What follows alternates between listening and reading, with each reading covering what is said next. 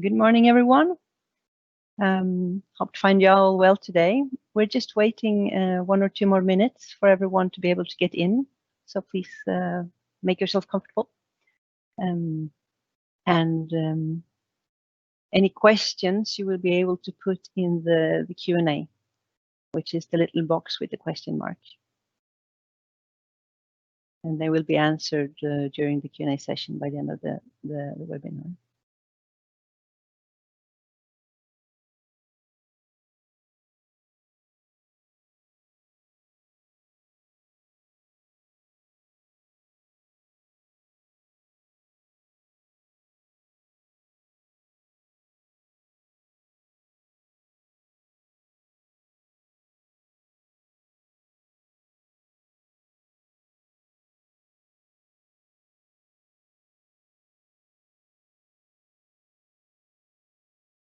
So good morning again, everyone. We're just waiting 1 more minute, maybe, to let some more people get into this session.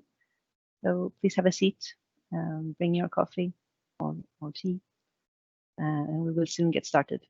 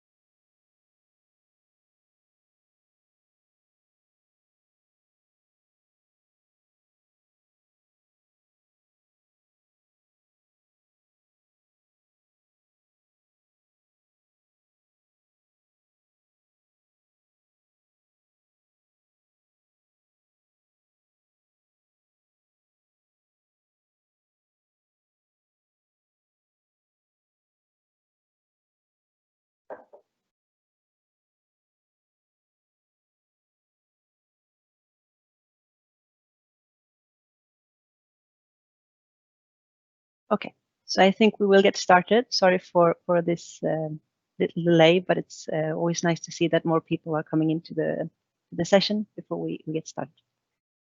So, good morning, god morgon, bon dia a todos. Hope to find you well today.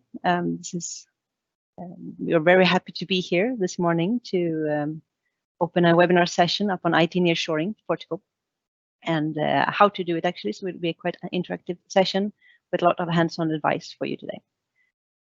So firstly, my name is Jennifer Ekström. I am the chairwoman of the Swedish-Portuguese Chamber of Commerce. The Swedish-Portuguese Chambers of Commerce in Portugal, we are, as you see here, a gateway to business and trade between Sweden and Portugal. We also see it as a networking hub for Portuguese and Swedish professionals. And we are part of the Team Sweden in Portugal, together with the Embassy of Sweden and Business Sweden Iberia, who I also hope is part of the session today. So, besides me, we also have here today our Secretary General, who is Roya Moghadas. Besides us, we are also another 12 people in the Board of Directors in the Chamber, where we can actually proudly say that we are 54% women in the board, but we're also quite a diverse board. So we're from both in ages from 30 to almost 80, various sector and experienced people with or a passion for Sweden or very experienced in the Swedish industry and the Portuguese market. So we were founded, please just go back one, please. So we were founded in 1982 for the larger Swedish companies on the market by that time. And we work as a non-profit organization here in Portugal, mainly, as I mentioned, to facilitate and open doors for or Swedish companies coming to Portugal or Portuguese companies going to Sweden. But we also exist here to kind of make this hub and community alive for everyone to be able to change and exchange best practices and by that increase business and facilitate any trade barriers that might be. We're a bit over 115 members and we have many of the large Swedish companies in our community, also many small, which have come the latest years. We're a mix mainly of Swedish and Portuguese members in our community. So please together. If you just look at a glance at what Swedish presence is in Portugal today, so Sweden has been in Portugal quite a few years, and this is just a mention of some of the companies that we see present. Portugal is seen as a mature market, meaning that most Swedish larger enterprise and industry have been present here since many years back, knowing that Ericsson, for example, came here in the 50s, followed by ABB, by Atlas Copco. And today we see still that there's a lot of new startups or even the global scale-ups who are establishing their presence in Portugal. Another interesting factor to the Portuguese market is that there is quite a lot of local production, which is a bit of a side step from what we will speak on today. But we have seen that we have various of the main Swedish brands in fashion, textiles, home furnishing that have a production or manufacturing in Portugal. And you have some of these mentions on the right. So just to give a recap, this is a year of a very special year, right? We're in a new normal. We have a pandemic in the world, but still we see that Swedish presence in Portugal has getting quite a big highlight in national media here in Portugal. So anything from that Tetra is investing millions to become more sustainable. We have a lot of renewable energy investments, both from, for example, Bright Sunday.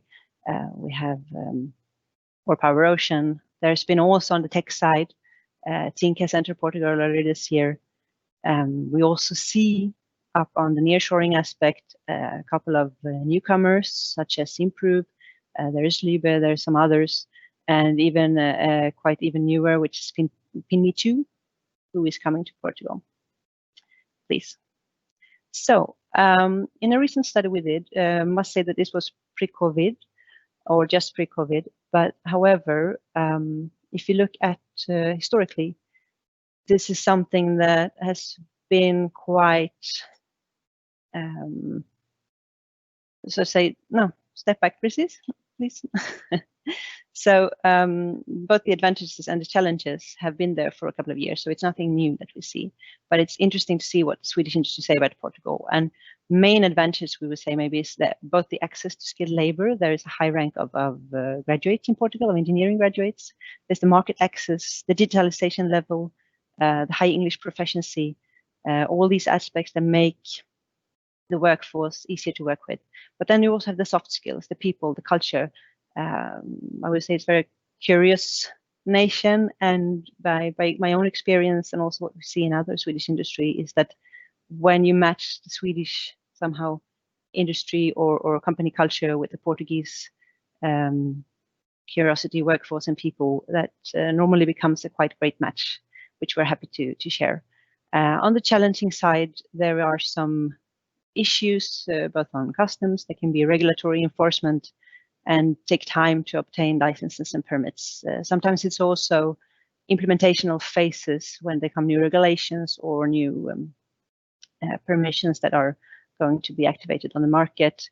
This can actually take longer than expected, the actual implementation of everything. So please.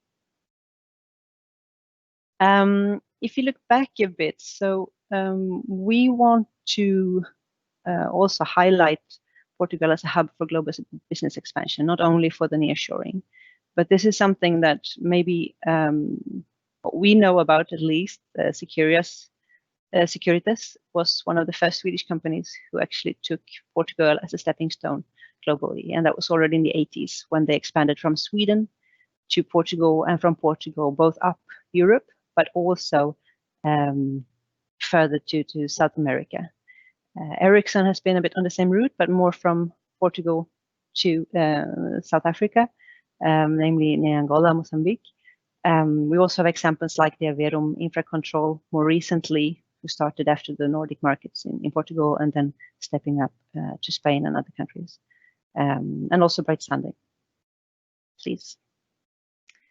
So many of you might have seen both the video we did before the webinar, but also some of our, so to say, taglines. And what we see is interesting is that there are so many global companies coming to Portugal. There are over 80 of them who have competence centers, hubs here in the market already, using this fantastic place to both develop their tech hubs or the competence centers or contact centers, where Portugal has much to offer.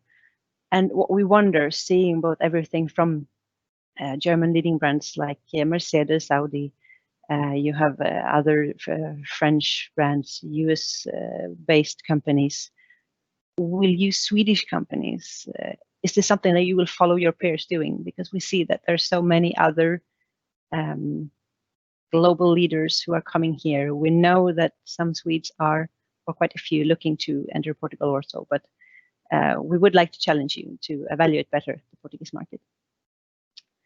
Here also an example before we end, just mentioning three of maybe a bit of the larger companies who are here. Ericsson has a center of excellence. Trustly has recently, a couple of years back, started using Portugal as a hub for tech development. And by the end of the session, you will also hear more from Sectra and their Iberia regional hub that they have in north of Portugal, where they support the global, their global operations. So, coming back to this webinar, this was just a short introduction from our end. Here you also see my colleague Roya, who is part of us today also. I would like to encourage you to put questions whenever you want. There is a little box with a question mark where you can write your questions. We look at them, we will publish them. If there would be questions that we see may take too much of the time, trying to be time constrained, we will mention that and be happy to answer to it after the webinar. But any questions you might have, anything you have a doubt on, please put in the Q&A session and we will handle it shortly. So with us today, we have our partners. That is, one of them is AICEP, and we also have Sérvulo, we have Neotalent and Sectra. So first out, and who will maybe set stage on why or how to do the IT Nearshoring in Portugal, from an overview side, is our foremost Carlos Mora, the Trade Commissioner and Economic Director for AICEP Portugal Global in Stockholm. So Carlos is based in Stockholm, looking at Portuguese investments between Sweden and Portugal. So Carlos, very glad to have you here, and the stage is yours. Thank you, Jennifer. Good morning. Good morning, everybody. God morgon, välkommen. First of all, I'd like to thank the Swedish-Portuguese Chamber of Commerce for organizing this webinar in a very interesting theme. I'm Carlos Moura. I'm Director here of Investment and Trade of Portugal in Sweden, in charge of the Nordic countries. And we work with a small team in Stockholm and a large team as a back office in Portugal, within here as well with our team at the MC.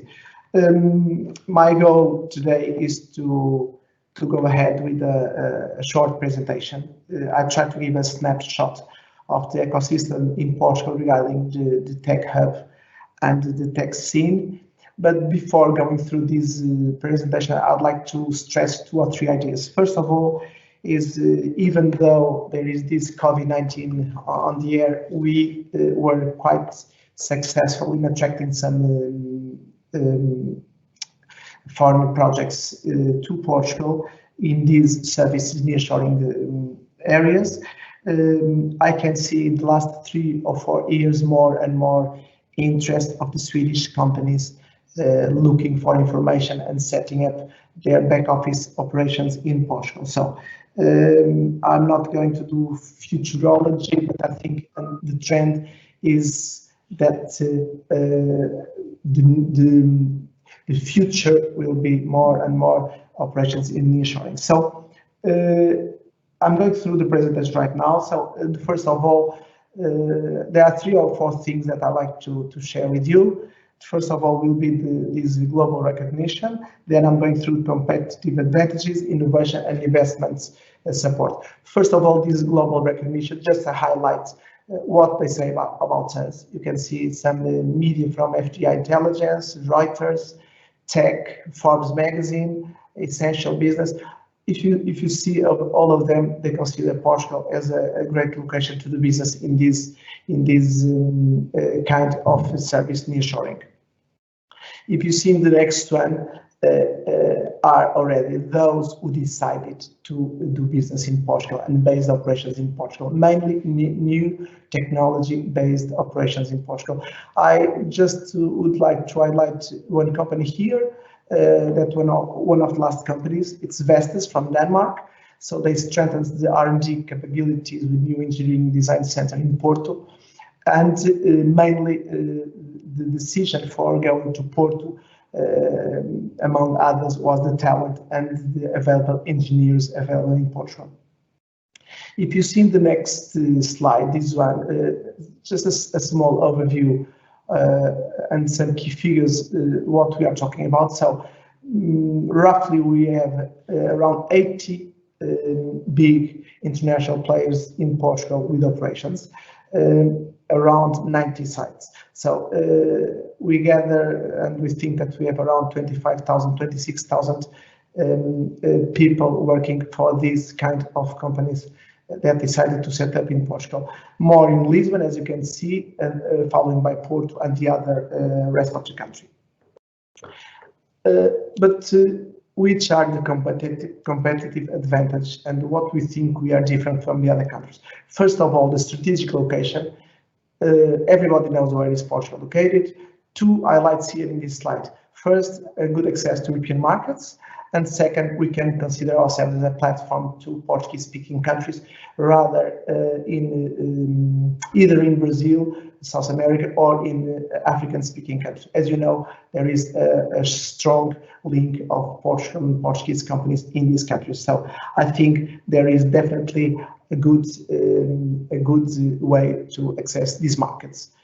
The second one is this risk perception.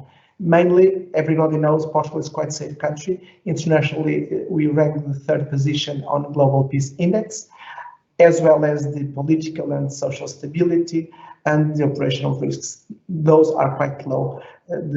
So for a company that wants to do business in Portugal, it's quite interesting to have these not only the perception, but the reality of the risk of doing business in Portugal. Then the most important part, the talent. We are here to talk about IT, we are here to talk about nearshoring services, back office operations, but all of these operations can only be made with people and with talent. And if we do a kind of search and study regarding this international benchmarking, we can see how we position ourselves. I just highlight this skills labor rank 13 position within the 2019 report that allows us to be quite happy of the talent that we have in Portugal right now. In the next slide, you can see the difference. Regarding the graduates and the students, as you can see, in 2018-2019, we were talking about 81,000 graduates. In engineering, for example, in IT, we reached 16,000. In 2019-2020, the engineering and IT students reached 90,000. So different reasons for that: the interest, the available, the universities, the links, the support of the government, but it means that we are producing more and more talent in these engineering and IT areas. The tech scene. The tech scene, just one word, I think you can understand easily. The Web Summit, for the last 4 years, we've been having the Web Summit in Portugal. So this is quite important for us to make growth our scene in Portugal regarding technologies and IT.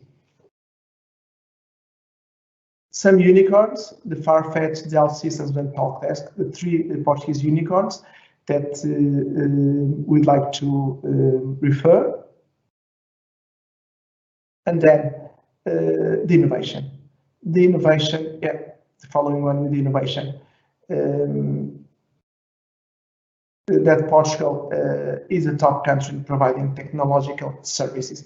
As you can see, we are not still at the level of Sweden or even these Nordic countries, but we are strong innovators in these European Union 28 countries ranking. The innovation capability and research and development that are quite interesting. You can see some quotes of Bosch, for example, that stands not only for made in Portugal, but also for inventing in Portugal, and other companies that can testify this part of the innovation that Portugal has. Here we can see some partnerships we have with some centers, research centers, the IT Portugal, the Systems and Robotics Institute, that have been working with the companies in developing these innovation systems and create more and more interest of Portugal in this IT area. The power, the innovation regarding the 5G technology. And the following slide, the telecommunications, broadband and connectivity. As you can see, how Portugal performs in digitalization, public services, digital regarding, and communication technology. Infrastructure, just to see we are very well connected regarding airports or even road ports in and out from Portugal. And our support. So here you can see what we can what can offer as incentives. We have three kinds of incentives. First of them, they are what we call the productive investments. Productive investments, we can deal these incentives more on tax credit and financial support. The R&D incentives, more on the, as well as the tax credit and financial support, and the job creation, the tax exemption. Now we are much more focused on this job creation. Another one that you can see here is the expat tax regime. This is an incentive created recently that attracts people, and is incentives for employees having a flat rate for income tax during 10 years in Portugal of 20%. This is quite attractive for Portugal. We used to say that the incentives are not only the most important part when deciding to go to a country, but we can consider these ones are quite interesting for the companies. And the other one is the tax visa. Everybody knows that the world is looking for talent, and sometimes it's difficult to attract and to settle the talent in the country. So Portugal developed this tax visa, and the goal is to attract international talent. In an easy way, this is a highly qualified and specialized staff, and some procedures that are mainly easy to attract and easy to settle the people. So all the procedures regarding people that wants to work in Portugal with these companies make it quicker and smoother. As you can see, all the procedures are not written over here, but we can then detail if you are interested to know more about this. The 20 million program, it's a co-invest with the best. It's a matching fund that aims to foster the co-investment in startups in Portugal. It will end up by the end of the year, and we hope that we have something similar during the forthcoming years. Last but not least, the two other things, the quality of life.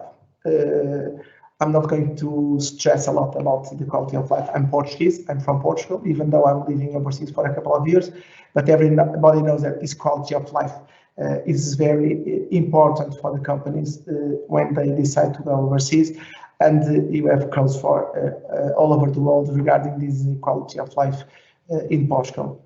The last one, and we like to be a little bit humble, but I cannot forget ourselves and the work we do. So the agency that I'm in charge of here in Sweden do all the investments and promotion agencies, and we do all the work with our teams in Portugal.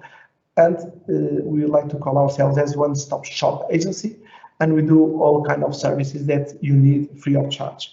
I know it's a short presentation. I know that we are in a hurry to give the floor to all the speakers, but I'm free here in Stockholm by video call or by meetings to talk in detail about all of these conditions, and we can guide you if you have any questions. So if you have any question, if you have any idea, if you have any doubt about doing business or how is this ecosystem in Portugal, feel free to contact me here or my team here, then we'll connect you in Portugal. So welcome to Portugal, even though I'm based in Sweden. Thank you so much. Thank you very much, Carlos. Great sum up and highlighting the benefits of the Portuguese market. So taking a step from AICEP, we will now go into who could actually provide nearshoring alternatives for any company coming to Portugal. So our next speaker is called José Gomes. He's a senior professional with extensive experience in information technology, but focused on sophisticated technology, innovation, new digital solutions.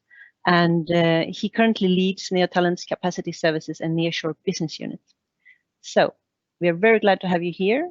José, please, the screen is yours. Thank you. Hello, everyone. Thank you for being here. My name is José Gomes. I'm the head of the nearshore business units at Neotalent. I'm very happy for our presence in this webinar where we're going to address the full potential of nearshoring in Portugal and the importance of choosing the right partner for your IT nearshoring journey. So today my goal is to talk a little bit about the context before the coronavirus outbreak, about the impact on the market, about the new industry challenge, and finally about some trends that allows the acceleration of digital initiatives, while at the same time is ask IT to reduce development costs. So talk a little bit about Novabas Group at a glance. Novabas Group was established in 1999, is headquartered in Lisbon and has been listed in the Euronext Lisbon Stock Exchange since 2000 in the Euronext Tech 40 Index. We are an ISO 9001 IT service company with more than 1,800 consultants working full-time across 7 different time zones.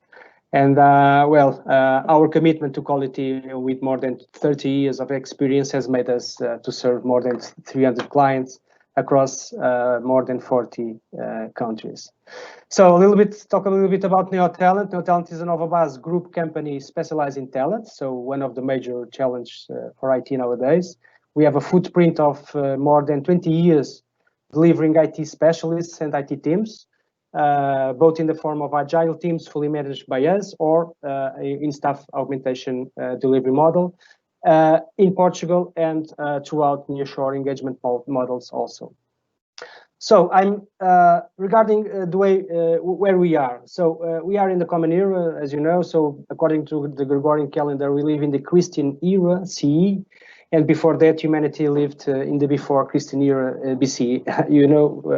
We understand why I'm talking about this. So after Christ, but there was a set of events that shaped the world. Among others, I've chosen a few just to illustrate the huge impact and transformation on our lives. So the first one is the New World discovery, matter of fact, the first globalization, by the way, initiated by the Portuguese with the sea route to India and the first Europeans in America and Japan. We had the Gutenberg printing press, the Industrial Revolution, the creation of the internet, and last one, the digital transformation. And I think we can say with confidence right now that we are experiencing an event with the same level of impact for the mankind, which is the COVID-19 pandemic. So for me, there is a before the COVID-19 era and an after COVID-19 era also. This event is changing the way we live, is breaking many dogmas and assumptions that govern our daily lives, including the way we relate it with each other in society, individuals with individuals, individuals with organizations, and organizations with organizations. So I think it's safe to say that we are now living in the COVID-19 era towards the so-called new normal, which is I think it's no one knows yet what it is, but we are living that moment. But where were we before the COVID-19 era? So we are living in the digital transformation event, which is a buzzword that stands for the incorporation of new technologies, innovation, and new digital solutions. in order to leverage what? We leverage value creation, disruptive products and services, improve time to market, and also new business models. So in the era of customer centricity, the industry understood that they needed to connect, to transform, and to reimagine the way they make business. That's why we were in the digital transformation event. To do that, to achieve those strategic goals, we need to implement some new digital and emerging solutions projects, like the Internet of Things, because in the near future everything will be connected. Enterprise mobility, augmented virtual reality, cloud computing for scale-up resources instead of scale-out, low-code platforms to address the lack of market technical capacity, UX, UI, big analytics and big data to have information in real time with in-memory databases, for example, and also artificial intelligence to incorporate human-like algorithms and so on. So these are the normal digital solutions that IT is implementing in their organizations. Okay, but where are we in the COVID-19 era, and what is the new normal right now? I'll talk about briefly about, please can you pass the slide? Briefly about the industry challenges. I brought you just four. First one, capture innovation. So we know that technology, innovation and new digital solutions are enablers to enhance the customer experience and improved operational efficiency. So the question is, how are you capturing this innovation? What is your strategy? Second one, Generation Z. So this is a group of young tech-savvy consumers. They are proficient in the use of modern technology. They prefer social media, they prefer virtual, they prefer mobile. So what they want services. And the key question is, are you prepared to reach this Generation Z? And at the same time, not to losing your traditional customers. Third one, cultural transformation. Well, innovation is not born solely by technology. Ideas and new ways of thinking drive creative solutions and to challenging problems. So we have to sharpen focus on human values like emotion, life experience, and creativity to provide more impactful solutions to business. And the question is, are cultural shift initiatives in your roadmap? Last one, IT labor deficit. So it's expected a deficit of 7 million developers in the next decade in most developed economies. So how are you dealing with that? Some insights about the market. Regarding and because of the COVID-19, the market has changed. What has changed? So first of all, there are a new demand of patterns. So end customers now have different habits and consumption behaviors. They favor security, costs, reduction, and comfort. So the industry is rethinking and reshaping its business models. Second one, sales, products and service impact. Some traditional sectors had drops around 98%. Okay, so we are talking about automotive, aviation, tourism, etc. So this is it was a huge impact. So sudden demand reduction and reorientation to production to supply medical materials during the pandemic. Some industry are changing their production environments to produce these kind of materials. And there is a strong degradation of sales margin because of that. Third one, brand protection. So companies strive to protect brands and maintain customers' loyalty. But the question is, or the thing is, that marketing campaigns and events what's scheduled for 2020 have been cancelled or postponed. So this is really a big change. Last one, last but not least, traditional versus digital. So pressure on the traditional business sectors. Customers now want to buy online. So last night my wife bought two jackets online. So it's easy to spend money in our living room. So customers today prefer to buy online. So industry is now producing new channels, new digital channels in order to overcome this necessity. IT trends. Let me just ask you just one question. Some predict that we are facing the end of physical money, for example. So this is a huge impact. We have a huge impact in the market. Industry trends. digital disruption, we're not talking about digital transformation, we are in a digital disruption. So we have the strengthening of companies with entrepreneurial and innovative DNA, willing to invest in disruptive products and services. So digital companies will thrive. New business models. So it's important to have more attention to being paid to customer digital experience, resilience, and cybersecurity. Remote work. So remote work today is a must. It's not a problem anymore. So it's safe to say that this is something that is in place. So the work has never been so global and remote. And last, nearshore. Nearshore, I think we have been seeing that it is a breaking of physical and psychological barriers in the adoption of nearshore models. So companies are today more open to hire professionals across borders. And this allows for optimization of costs while maintaining access to highly specialized teams and resources. So we have been seeing that companies that have already incorporated new technologies, digital capabilities into their corporate processes are boosting innovation cycles, so they are better prepared to respond to these new market conditions. From the IT point of view, I think the dilemma is to understand how to deliver those new digital capabilities, knowing that IT must minimize operational risks and optimize costs while maintaining the access to the highly skilled pool of talent. My answer to that is you should take advantage of the potential of the Portuguese market as well as nearshore engagement models. Thank you very much. Thank you very much, Jose. Glad to hear you on the topics about the digital transformation, how we are in the new normal, digital solutions, and the insights you're sharing with us.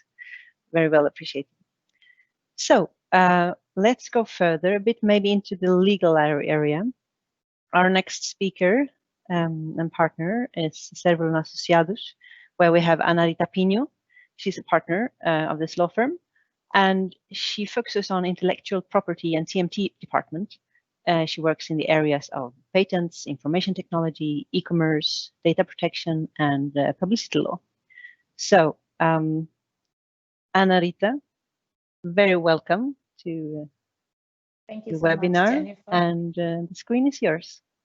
Thank you so much, Jennifer. Welcome to all of you. I hope that you can hear me well. Good morning for the Swedish people attending. It's not so early in the morning anymore, but here for Portugal, it's still a bit early. Well, when we hear all about this and then we think, why lawyers? I'm not going to get into big detail about Sérvulo because we have a Scandinavian desk for many years that it's working on a close call with the Swedish Portuguese Chamber of Commerce. So if you want to know something about us or you need any help, just contact us and Teresa, that is going to make this presentation with me. She's our internal contact for that, and she will help you with anything that you need to. So when we think about this, we think, how are we going to do it?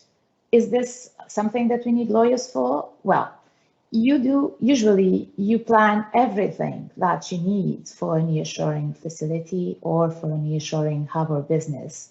From the technological point of view, from the commercial needs point of view, but as from our experience, you leave a bit behind. What about the legal issues? Oh, it's not an issue anymore. Well, we're going there, we hire someone to do this for us, and we have no legal issues. Couldn't be wronger.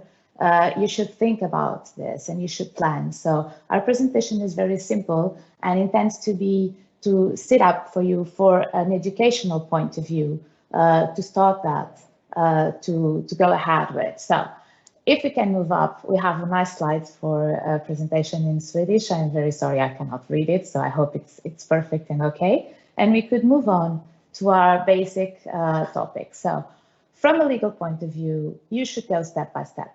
Once you have your plan for what you want to do or what are your needs from a technical point of view, you should go for the legal steps. And is it possible? Should we create a local entity?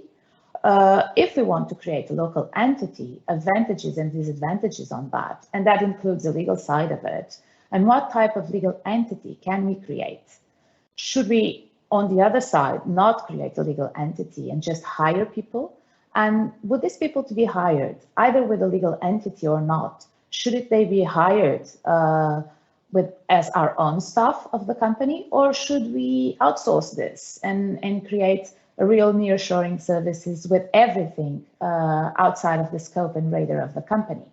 If you have your own stuff on one hand, what type of employment contracts and other needs will you have to look into for? Do you know the Portuguese legislation on that? If you go nearshoring with outsourced services in the whole range of it, what type of contract would you need to have with the companies that you are going to start your business with? Should we have a master services agreement? Do we need to have anything else protected there? What are the main concerns that we should need? And finally, can we have tax benefits? What would be the best range for us to be in? Should we have a company? Would this bring us more benefits? Or should we, on the other hand, just have people there? And this would be a more cost-effective situation on the tax planning. Nevertheless, to say that the most important thing that you need is to understand how can you protect your IP, because you are nearshoring in any event. So if you create a local entity, you will need to know what you need to know to protect your IP. If you go with a certain party, you will then need to understand what we will be creating for. So moving ahead, when you look into this, you will have to see, and I'm passing this on to Teresa, how would it be better to have a local identity or not? Well, thank you, Rita, and welcome also from my part to everyone listening to us around the world.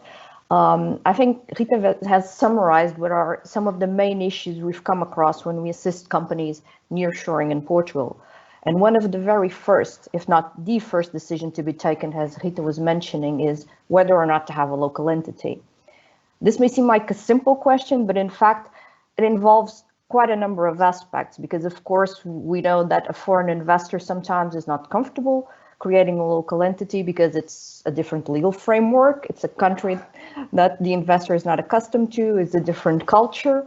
How does a foreign investor control a company in a country where they don't live? And if they do decide to go ahead through that option, for a number of advantages that they may come across, what type of company can we incorporate? What type of liability may arise for a foreign investor from having a company, in this case in Portugal? How can they be protected? And of course, we always come down to the financials, which are a very important part of this evaluation. What costs are involved in having a local entity? What's the administrative burden?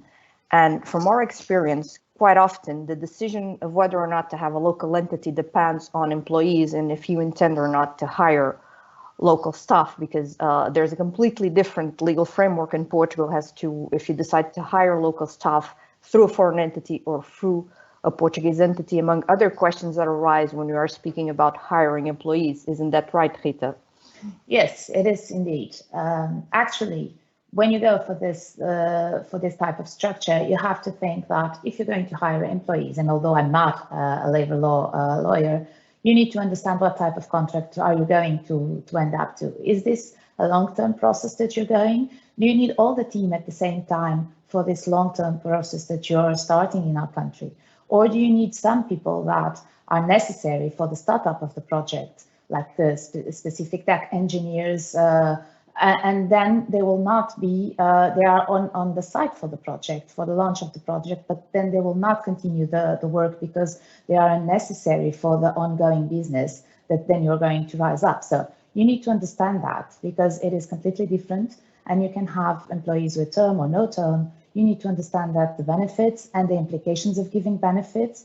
Most of the countries give benefits and fringe benefits to employees that in Portugal then can have a specific characterization along the way that would not be in the best interest of the company. So all of this has to be considered. And of course, most of all, we need to understand the privacy and the protection of IP rights. And this is, for me, the most important part of it when we establish in Portugal from a legal point of view. You need to protect your know-how because you're entering the country and you're starting a new business and you're nearshoring, but you are going to transmit background and knowledge to the people that are going to start working here. And for that, you will need to be sure that these people will not use that background and knowledge to share with other companies, competitors, or to upbring their own resumes for further activities in the future. You need to protect the IP developments. That's the second stand, because you give them the background and the knowledge sharing, and they give you developments on software, on products, etc. So you need to know the local law. And when you go to specific tech developments in regard of software, we have a specific regime, which is partly based on a EU directive, a very old one, which is Decree Law 252/94, which in itself, it's Jurassic. The directive is even more old. So, and it's a bit outdated to the reality of nowadays, but actually it gives you some protection, but you need to understand better because this is based on the Authorship Rights Code as a second step and has a subsidiary legislation. And our Authorship Rights Code is very protective from the rights, the author's rights. And we do live in a regime where the moral rights still stand. So actually, we do need for this.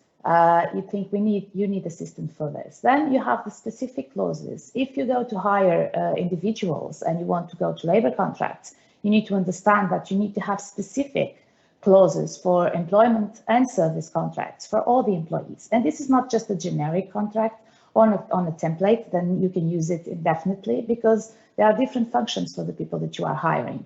And growing up with a local partner, well, that has an advantage. You can, in one contract, wrap it all, and you can make one contract with a partner or with 2 or 3 partners that you just put all these obligations up to them for them to live with. And that leaves me going back to Teresa with the issues on specific tax. In Portugal, we have a saying which translated goes something like, there are only 2 things certain in life, death and taxes. Now, this is a bit morbid, I know, but when it comes down to making an investment, there is a bit of truth into it. Making an investment is not just about the financial costs of nearshore, hiring staff, and other types of costs. It's quite much, as we know, about the tax impact. And there, we can look at it from the passive perspective of what's the taxes I'm going to have to pay, what's the corporate tax rate in Portugal, so how much do I end up paying? By the way, our corporate tax rate is 21%. And of course, we can speak about the many benefits that Portuguese law may bring. But from our experience, this assessment should also be made from a proactive perspective. What does Portugal have to offer? And here, Carlos from AICEP has already given you quite a lot of tips as well on what we can have to offer to a foreign investor who wants to nearshore in Portugal. I would add, before going into specifics, that we do have quite good business conditions. I mean, for a number of years, there has been a concern from our government to digitalize public services. In fact, for instance, when it comes to this digitalization, the Portuguese Tax Authority's website has been commended and has been winning awards worldwide because of its quality, of the fact that you have part of the website in English, that you can do whatever you need on the website. So if you're sitting down in Sweden, you could actually access your local entities, if you have one, tax record online and check out what's happening, if everything is okay or not. And then, of course, we also have an extensive network of international tax treaties, namely double tax treaties, not only with European countries and worldwide, but also with Africa. And from our experience, and as Carlos from AICEP was also mentioning, Portugal is a hub to invest in Africa, and particularly African Portuguese-speaking countries. And there, our connection to those countries makes us an interesting hub from a tax perspective to make those investments as well. But going back to my initial topic, and in a very quick overview, because there is quite a lot to say about this and quite a number of details, which of course myself and Rita would be quite happy to discuss with you during the Q&A or at a later stage if you want to reach out. I would say there are at least 2 main perspectives you can look at this: tax incentives and financial benefits as well. Tax incentives wise, our government has available a series of tax benefits that can be specially agreed if you have an investment of at least 3 million euros being made in the country. And in parallel, or if you have a smaller investment, there are a number of tax benefits directed at research and development. Indeed, research and development has been a concern of our legislator, let's call it, for many years. So apart from tax benefits, which are composed mostly of reductions to the corporate tax, quite a number of our financial incentives as well are also directed at R&D. As you may be aware, the European Union is currently discussing the level of investment and funds that will be made available to countries for the next decade in a program that in Portugal we call Portugal 2030. And as you can see there in our slide, the preliminary number of EU funds that will be made available to Portugal during the next decade is very, very interesting. Portugal has defined 8 main axes of investment. Some objectives are national-wide, others are regional. But from all of those axes that have been defined by the government as priority sectors for investment, we have identified a couple which are interesting when it comes to nearshoring, particularly because in connection with tax benefits, R&D may also benefit from financial incentives from the government, which may or not be repayable. And also the government wants to incentivize the national production of equipment, software, and financial services, particularly in association with the energetic transition. Of course, that when it comes to tax and legal, there are quite a lot of many things that we can say. Sérvulo was proud for many years now to have a Scandinavian desk. We've been throughout the years, myself personally, Rita and many of our colleagues, assisting Swedish companies who want to invest in Portugal in quite a number of sectors, but particularly in the IT and TMT industries. And so we would be very happy to continue our conversations with you in bigger detail at any stage. Jennifer? Thank you very much, both Ana Rita and Teresa. Great insights on both how to protect not only your company, but your intellectual property, your shareholder rights, and also the upcoming employees you might have. As well as it's always good to know how we can look at tax benefits or how we can manage taxes when going abroad. I also remember I didn't quite introduce Teresa from the start. She's also a partner of Sérvulo Associados, and she co-leads the firm's Scandinavian desks. She is additional board member to the Chamber of Commerce, and she has a quite extensive experience of supporting both Swedish and Scandinavian companies and private persons in their way to Portugal. So going to our next speaker, we will go back a bit to Neotalent and set the screen for Gonçalo Gloria. He is responsible for the nearshore business acquisition of Neotalent. He's also quite recognized for his ability to deliver high-performance teams for large and medium-sized companies, both in multiple technologies and business sectors. His area of activity is centered in Europe, primary with Northern and Central Europe, so a lot of Nordic countries here as well. In his experience, and we look forward to hear how do you see this going forward, Gonçalo? What is the solution? Hello, everybody. Thank you. First of all, thank you very much for the invite to be here. My name is Gonçalo Gloria, and I'm the responsible for the nearshore business acquisition on Neotalent. I'm part of José's team. So I'll start my presentation where José left us, and I'm going back to nearshore and the problematic that it solves. So nowadays, with this pandemic effect, we are facing the pressure to reduce costs, and because of the economy slowdown. And on the other hand, we have the digital disruption, which has tremendous costs for all of us.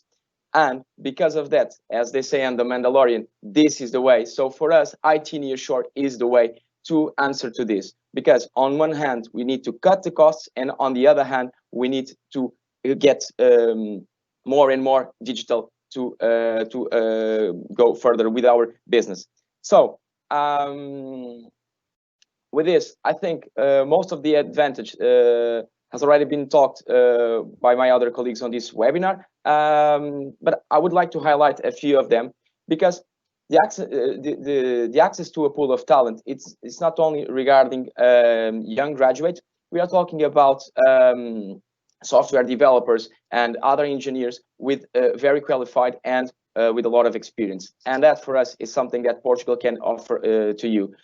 Being cost effective, I think this is quite obvious, because in most of the cases, companies opt for nearshore only to reduce costs.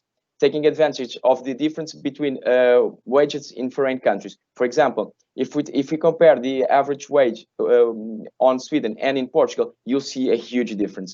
So let's be honest, who doesn't want to reduce costs and getting the same quality or higher? So regarding risk sharing, of course, when you have a partner, you are sharing your risk. For example, Teresa and Rita talk a little bit about that, about the labor risks, and that's one of the things that you can share with your partner. So you don't need to hire people, you just need to hire services. So which is completely different. Flexibility, you can scale up or scale down whenever you need or you want. Okay, so this is a huge advantage when you go near shore. Location. Carlos already mentioned this. I think location, Portugal has a strategic location. We have the same time zone as the UK, and compared to Sweden, it's only 1 hour less. So you can have teams working at the same time as you're working on, and this will help a lot on the communication and on the daily work. And to be, in the end, cultural similarities. We are all part of the European Union, and we all share common values. So this is, I think, very important when you compare to offshore. So be inside Europe, it's more easier. But let's go deeper on this thing of nearshore. What should be your strategy to nearshore? Your strategy is based on two major things, or three, and your needs, it's the base of your strategy. The risk you're willing to take, it's one of the things. The investment you're willing to make, it's huge. But choosing the right partner, it's the most important thing for your strategy. This is the key factor for you to have a successful story when you go to nearshore. And first of all, when you find, finding the right partner, it's all about increasing productivity, sharing costs, optimizing development costs. So there's a lot of things that you need to take in advantage. But my advice for you is always choose capacity and credibility over price. That's our advice for you. So let's make a little bit of an exercise and try to see what are your real needs. We split this into different major ways. On one hand, team extensions, on the other hand, tech hubs. So if you want to do a small investment, if you want to take a medium-term commitment, something around 2 to 3 years, and if you want to have a short-term planning, or if you want to have a lower risk, this is perfect for you to extend your IT teams. I will explain further on this presentation. On the other hand, we have a tech hub. If you want to make a strategic investment, a structural growth, a long-term commitment, and you are willing to take a higher risk, this is the right opportunity for you to create a tech hub. Okay, so those are the two major ways that we identify, and I will explain now. So this is the journey for you to extend your IT teams. Okay, so it all starts with identifying your needs and defining your strategy. I have already told you a little bit about how to identify your needs, and I've already told you that the key process for you to define your strategy is choosing the right partner. And then starts one thing, that is the engagement model. So nearshore is not a delivery model, but an engagement model composed by a lot of details, such as MSAs, as you can see here, delivery model, SLAs, governance models, etc. So for you to have succeed, you should have an umbrella contract, and we can say this that as an MSA, a master service agreement. This is the best way for you and your partner settle the details of a partnership, but only the relationship. Don't go technically on here, okay? Because you'll have a lot of problems when you put your legal department talking with your partner's legal department. This will be tremendous difficult. I can tell you by my experience, and you should only put here everything regarding the relationship between two companies. After this, we go into the delivery and governance model. And here we go technically. Okay, so you should adapt, the delivery model should be adapted to your business requirement. You should have contracted service levels, and you should share your risk. All should be what you really need and you want. The delivery model, and here is what you define your partner should deliver what you really need. So here is when you go technically, and we are talking about SDLC. If where the partner should work in which part of your SDLC, your software development life cycle. If they are working on the development part, maintenance, testing, support. This is very important because you should know that they are working exactly on what you need. What you want. Besides this, you need to have what you are paying for, and there's go the delivery part. So we can talk about agile teams, we can talk about an extension of your own teams, and you need to settle this very, very, very well. Okay, so after this, you will sign your SOW, your statement of work, and this is the document that will run all the technical deliveries that you want. Then, after all these process, and I can tell you, this process, it's a little bit complicated, but in the end, it's very helpful. And that's why we have some legal advices, because normally we take this part aside and we don't get much attention, and we are running after this. So after all this, you should set up your team, okay? And that's, for us, it's the easiest part, because we have a huge footprint. We can attract a lot of people, a lot of talent, and then you are ready to start. For all this, we estimate a time of 2 to 3 months to do everything, okay? So this is investment, but it's a lower investment with lower risk and fast results, okay? So let's move on to, okay. So here, I'm going to talk about the journey of creating a tech hub, and this is a much more complex investment, but can bring you much more value and savings in the long-term perspective. This is a strategic investment with long-term commitment and higher savings. That's the goal of a tech hub. First of all, one of the things very important is to do a country assessment, okay? And because of this, can you move on? Okay, thank you. This you should make a country assessment. You should choose the country that you want to move on. So here you need to have in mind social aspects, economical benefits, as for example, Teresa and Rita told you a little bit about it, political stability, infrastructure, cultural aspects, a lot of things. Then you're moving on the market analysis. Okay, here you should understand the market.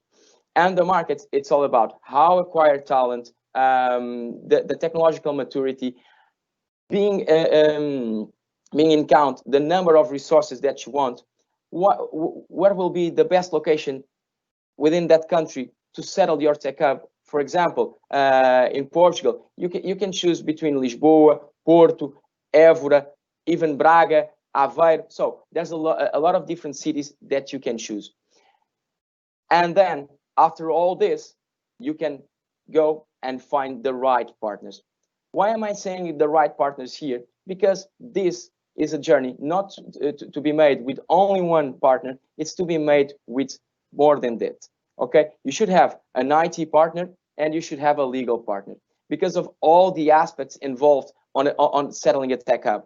You have, on one hand, you have the IT part, and on the other hand, you have all the legal aspects, because you'll be hiring people on that foreign country. So you need to have help on one side and on the other.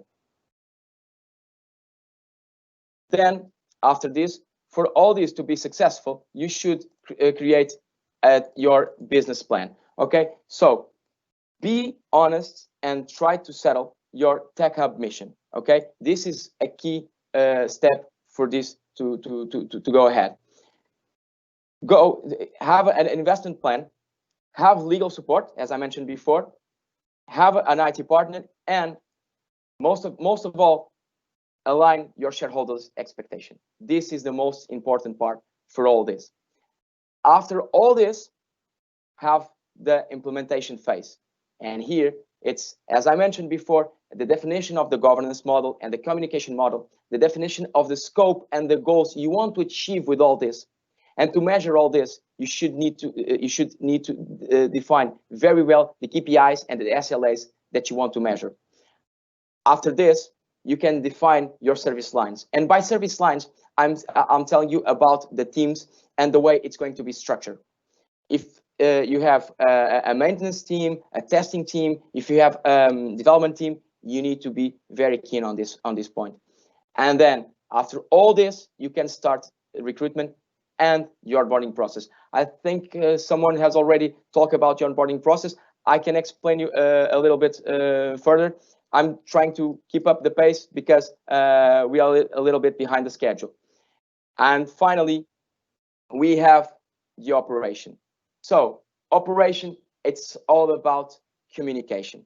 Communication is the key factor for every operation in nearshore to succeed. Without this, things will fail. Try to be careful with your onboarding waves. If you can look and to see how it's going to be your onboarding waves, the better. Try to monitorize the performance that you're seeking for and reporting, and baseline reviews. What I want to say with this is when you want to scale up or scale down. Okay, so this is very important. And in the end, please have in mind that you need to have handover planning. Okay, so those are the key steps to create your own tech hub.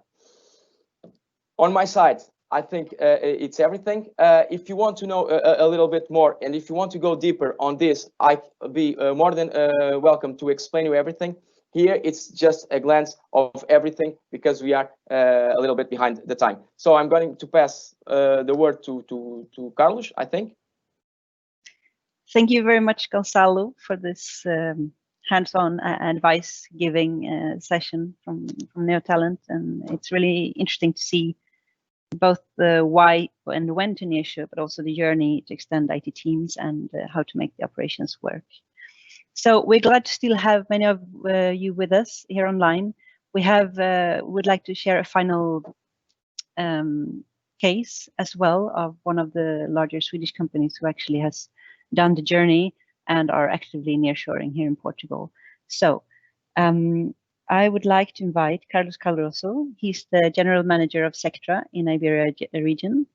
His area of expertise is medical imaging IT, and we look forward to hear him talking about his unique experiences regarding deploying a Swedish company in Portugal from scratch, and the advantages and disadvantages that Sectra faced along the way. So please, Carlos, the screen is yours. Thank you, Jennifer. I hope you're still there. A little behind schedule, so I'll try to be a little bit more condensed in my presentation. Can we go forward one, please? So briefly, who we are. In fact, we started in 1978 with a challenge to a group of researchers from the Institute of Technology of Linköping University to create a secure communication system between banks. And so that group of people decided to create a company named Sectra, that in fact means secure transmissions. So that area still exists. We still are a cyber security company. We have our own phones, and we still have some encrypted solutions. It's only around 15% of our business, because in 1989, we started working, as Jennifer was saying, with a medical IT, and we basically do medical archiving systems that we normally call PACS, picture archive and communication systems. Along the way, we did a long way. I think the most relevant thing for us, in fact, is when in 2013, we were elected by the US customers, the best in class. That was really important for us because it allowed us to grow in a very dramatic way in US. And we managed to keep that best in class for the past 7 years, allowing us to become one of the major players in US and globally in the PAX areas. If we go to the next one, please. We are present in around 60 countries. We are a little bit more than 800 employees, and we have a turnover of 1.7 billion Swedish kroners. That is more or less 117,000 million euros. We are currently worried about this COVID area because we need to keep all our systems up and running 24/7 to be sure that everyone is diagnosed, and everyone, as you can imagine now, everyone is very, very concerned about the amount of CTs and chest thorax that is being done all over the planet, but all other people that still get ill also need to be attended. So we need to keep our systems regardless of the current situation, working from home, working on site, it doesn't matter. We need to keep the system running, and that's what we've been doing. So why Portugal? Well, to be honest, it's a mix of things. We had our operations locally. We were selling things here, but in 2010, there was Sectra was growing quite fast, and we had a lot of lack of specialized resources all over the place. So it was my personal motivations, I would say, more than Sectra, to be honest. And I thought, why can't we balance our import-export accounts? Why we were buying software from Sectra? Why couldn't we sell some service to them? On the other side, it would also be important for us as a Portuguese, to ensure that my colleagues would not have the risk of losing their jobs. So for us, it would be important to diversify our incomes, and instead of depending exclusively from Portugal and Spain, try to depend also from other countries in Europe or in US. So I started as a bit like a small experience, but it was very difficult in the beginning because Latins normally were seen as not the most organized people in Europe. People tend to think that Portugal is a good place for vacation and for living after retiring. So our goal was to prove them they were wrong. And of course, we initially were accepted, as Gonzalo referred before, that we were more price competitive than when compared to other countries. Well, but what did we achieve after 6 years of working like that? Well, we became almost indispensable part of Sectra. As you can imagine, an image archive is a big system. For you to have an idea, we are now currently migrating, so moving from the competition to a Sectra solution, a system called Great Manchester, and we're migrating around 800 terabytes of data and around 750 million of exams. So it's quite an operation, and those migrations are now currently done by Portugal. The same thing goes for upgrades. All our system needs to be upgraded every year, and we do it from here. It's something that we can do easily remote, and we proved Sweden that we are in fact more organized than them, and that was quite a surprise for them, to be honest. Currently, we managed to become responsible for first-line support for Benelux, France, Saudi Arabia, and we are entirely responsible for all the deployment that Sectra does in France. So they don't have engineers. We do everything from Portugal. Costs, the thing that was theoretically motivating at the beginning, is no longer a reason for asking IBR for support. In fact, we are even more efficient in some cases than our Swedish colleagues. And finally, we have an export-import rate of 56%. We are still not there. We are still not a net exporter, but we are working to see if we can reach it. We have the best Net Promoter Score from all sector companies. For you to have an idea, a good Net Promoter Score is something like 30%, and we have around 85% in Iberia. And we are the second best organization, rentability-wise. I cannot share the real numbers with you on the open presentation, but if anyone has some doubts or if needs some help or some information about this, I'll be more than happy to share them with you. Next slide, please. So I think the next slide probably could do the complete presentation. I'll leave you a couple of seconds for you to read it. It's some words from our president, Mr. Torbjörn Kronander. He's been working with me. He's the one that hired me 15 years ago. And I think it states very well the feeling in Sectra about working with us. Next slide, please. So to end this one, we normally say inside Sectra is the knowledge to meet expectations, the passion to exceed them. And I think this was only possible with a lot of teamwork, not only internal, but with a lot of cooperation from external partners. Please don't forget that. Some recommendations were done already here before. If you team up with local partners, and this is my personal experience, it will make your path easier, faster, more efficient, and for me, the most important one, painless. Thank you very much for your time.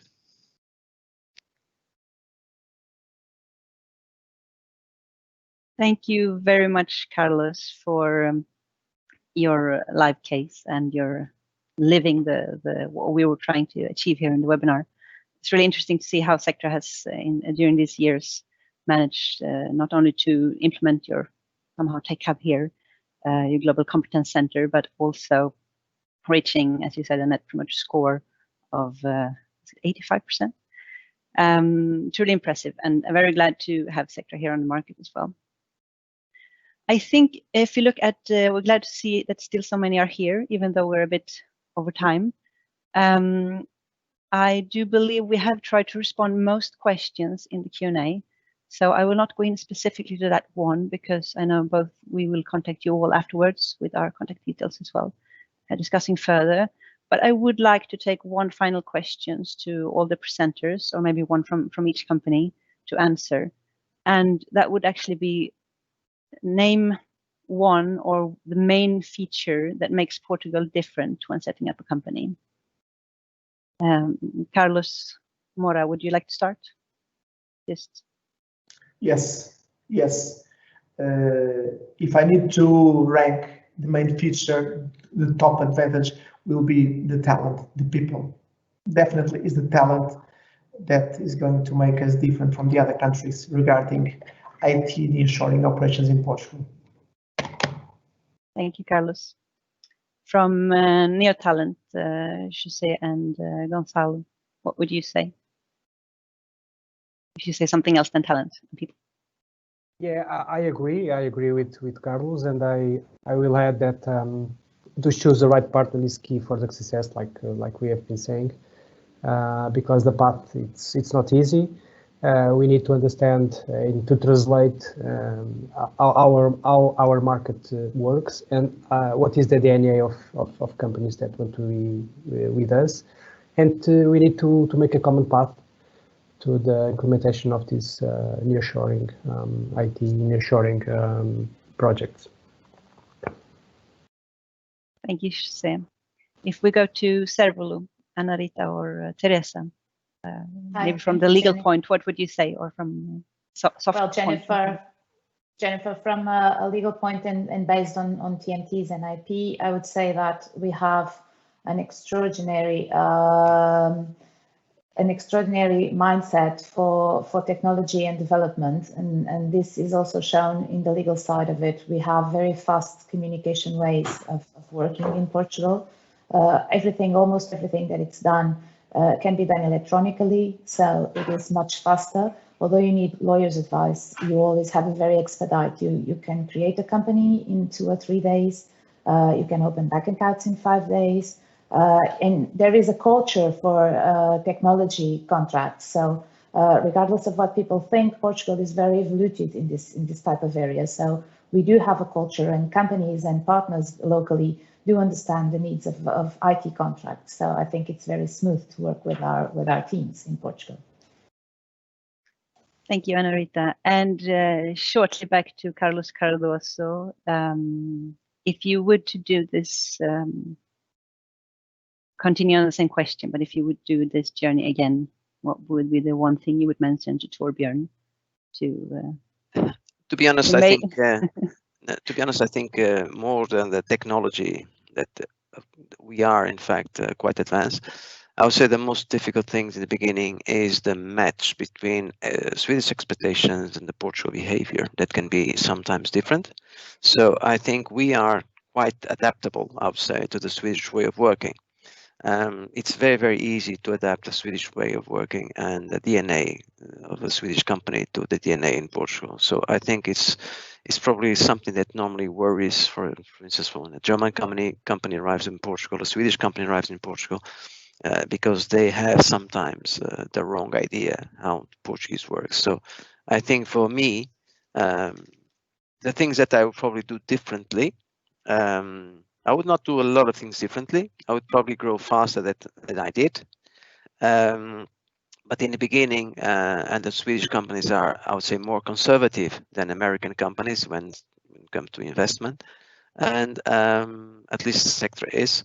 And so it takes a little bit more time than expected. So I would not do a lot of things differently. I think we did a very good part. We probably could grow faster if we added a little bit more people at the beginning. But I think the DNA and the worries that the Swedish companies normally have when coming to Portugal, our DNA and the Swedish DNA match quite well. So I think we can work quite well together without any kind of issues.